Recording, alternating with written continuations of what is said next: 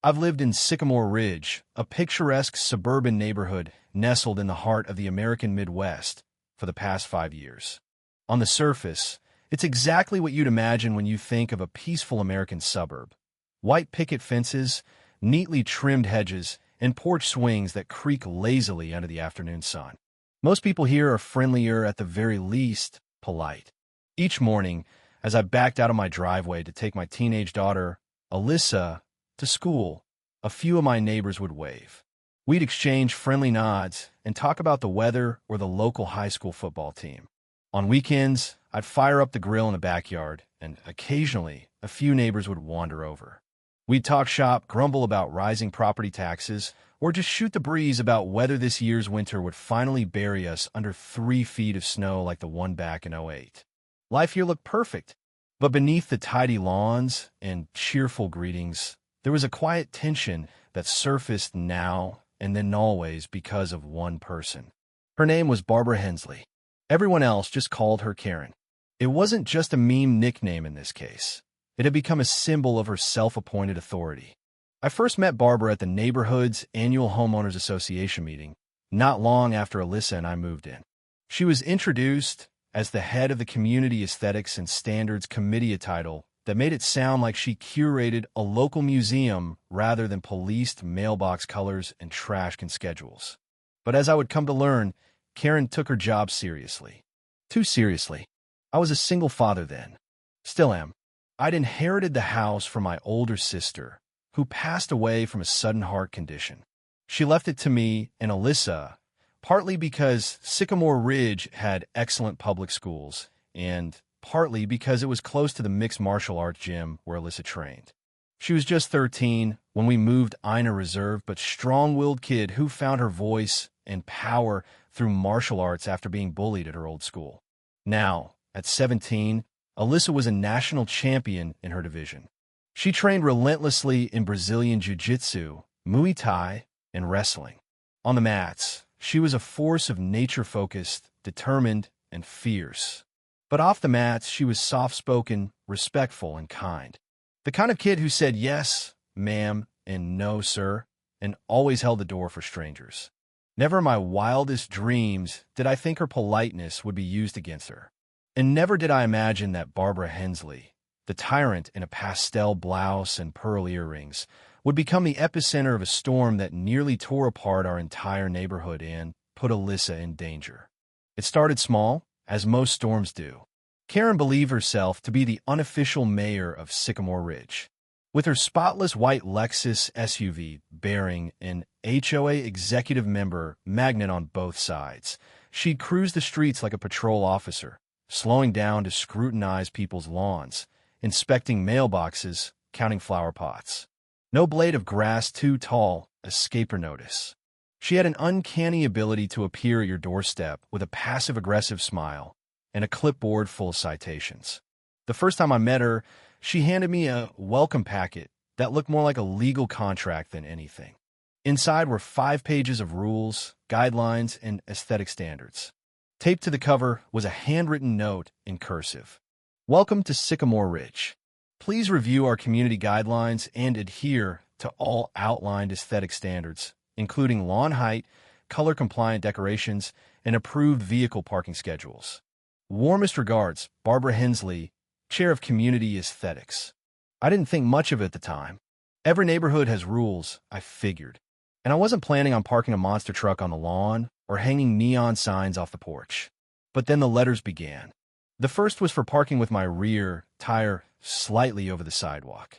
The next came when Alyssa's friend left her car parked overnight during a sleepover. Then one because our hose, left coiled near the garden, clashed with the HOA's neutral color palette. Each note was more condescending than the last. They always ended with a subtle threat to either a fine or a formal complaint to the board. Karen delivered them like a bureaucrat in a dictatorship, not a neighbor. Over time, I learned I wasn't alone. Nearly everyone had a Karen story. My neighbor, Donnie, was fined $100 for letting his kids draw sidewalk chalk. Visual clutter, she claimed. A couple 3 houses down had to repaint their mailbox from navy blue to community black. Someone else got cited for planting tulips without prior approval. Tulips. But we all kept our heads down. Confronting Karen only made things worse. She wielded HOA bylaws like weapons. People were afraid of getting on her list, and that list seemed to grow by the week. Still, I never imagined her scrutiny would one day fall so hard on Alyssa. When Alyssa wasn't at school, she was training at Iron Edge Academia, no-nonsense MMA gym run by Coach Rafael Morales, a retired fighter with a heart of gold and a discipline forged in fire. He saw potential in Alyssa early on and took her under his wing. She trained harder than anyone. She didn't talk about her trophies. She didn't gloat. She just worked. Eventually, word got out in the neighborhood that Alyssa was a competitive fighter. And that's when Karen's attitude shifted. She began treating Alyssa like a public safety threat. Not because Alyssa ever caused trouble, she never did, but because Karen couldn't stand the idea of a teenage girl doing something she didn't understand or approve of. One Saturday afternoon, we returned from a regional tournament where Alyssa had won first place. Karen was waiting at the end of our driveway like a statue. "There have been complaints," she said, arms crossed. "Loud shouting from your backyard. It sounds violent." I explained that Alyssa was practicing drills. Katas. Standard stuff. Nothing beyond what any athlete might do. We always kept it to early evenings, always ended by 8 p.m. Karen wasn't interested. "If it happens again," she warned, "I'll escalate it. Don't test me." The next morning, we received an official HOA violation notice for excessive noise. I reviewed the HOA manual twice. Noise restrictions began at 10 p.m. We were in the clear. At the next HOA meeting, I confronted her politely, calmly with the rules. She smirked. "My interpretation of the guidelines stands," she said. "You can take it up with the board, but they trust my judgment." And that was that. But she wasn't done. Over the next few weeks, her Lexus was spotted circling our block at odd hours. I caught her snapping photos of our backyard. A few neighbors said she asked them leading questions about Alyssa's behavior. The implication was clear. She was building a case. Then came the public park demonstration. Coach Morales had organized a youth MMA showcase at Evergreen Park. It was city-approved, family-oriented, and entirely safe. Kids demonstrated sparring, takedowns, and talked about discipline and fitness. It was meant to show that MMA wasn't about violence, it was about control, self-respect, and commitment. Alyssa was front and center, demonstrating with her team. A local reporter was covering it for a feature on youth sports. Everything was going perfectly, until Karen showed up, in her white Lexus. Sunglasses, clip-on earrings, scowl. She marched toward us like she owned the park. "I need to speak with Alyssa's father," she announced, loud enough for everyone to hear. I stepped forward. "This is a city-approved event, Barbara. You're not on HOA turf here." She narrowed her eyes. "I've received concerns about violence and unsupervised minors. I'm calling the authorities." And she did.